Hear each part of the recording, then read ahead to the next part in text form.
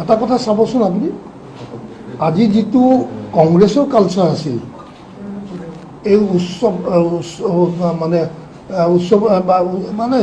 এই উৎসৱ বাস্য কৰা মানুহৰ যি এটা কংগ্ৰেছৰ বেয়া কালচাৰ আছিল, যিটো আজিও আমাৰ দলত চলি আছে, ইটোৱে সিটোক বৰ বেয়াকৈ আক্ৰমণ কৰি বেয়া কথাৰে তুচ্ছ তাচ্ছিল্য কৰা, সেইটো কংগ্ৰেছৰ আছিলে। যেনেকৈ কৈছিলে হেৰি আমাৰ মুখ্যমন্ত্ৰীয়ে গুজৰাটত মুছলমানৰ তেজ যায়, গুজৰাটৰ পানী পাইপে দিয়ে, সেই চবটো তুচ্ছ তাচ্ছিল্য কৰা বাক্য ন। তো সেই সংস্কাৰটো আজি বিজেপিলৈ আহি গ'ল, বিজেপিত আহি গ'ল। আৰু বিজেপিৰ সংস্কাৰটো কিন্তু গৌৰৱ বা আমাৰ সভাপতি সকল তেওঁলোকে এডপ্ট কৰি ল'লে। যিটো এডপ্ট কৰি ল'লে, যিটো শিষ্টাচাৰ নম্ৰতা, সেইটোৱেতো গৌৰৱক উজ্বলাই তুলিলে না। ৰাইজ তেওঁৰ পক্ষত আহি গ'ল না। আৰু আমাৰ যিটো দম্ভালি মাৰা, যিটো আমাৰ কংগ্ৰেছৰ যিটো সংস্কাৰ আছিলে, সেইটো সংস্কাৰ আমাৰ মাজত অহাৰ লগে আমাৰ পৰা মানুহ দূৰ হৈ গ'ল, নহয় জানো?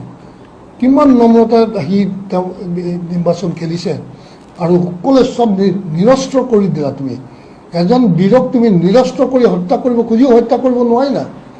এইটো তুমিতো জ্ঞান শিক্ষা ল'ব লাগে ন। বীৰক চিনি পাব লাগে ন। তেওঁ এজন বীৰ, মহাবীৰ, মহাপ্ৰতাপী বীৰ, তোমাতকৈ বহুত বেছি বীৰ, ডাঙৰ বীৰ। তুমি বীৰক চিনি পায় না, গুণীয়ে গুণীক চিনি পায় না। তেওঁ সেইটো সম্ভাষণ জনাব লাগিছিল।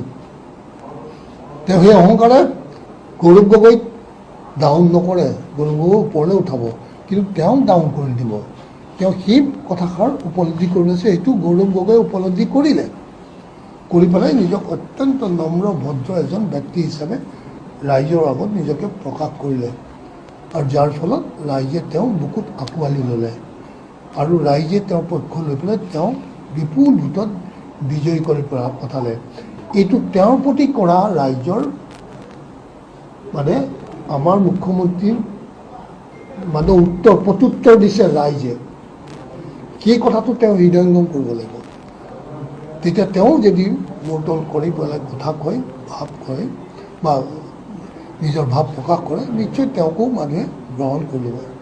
মানুহে সেইকাৰণে ইমান অহংকাৰ কৰিব নাপায়।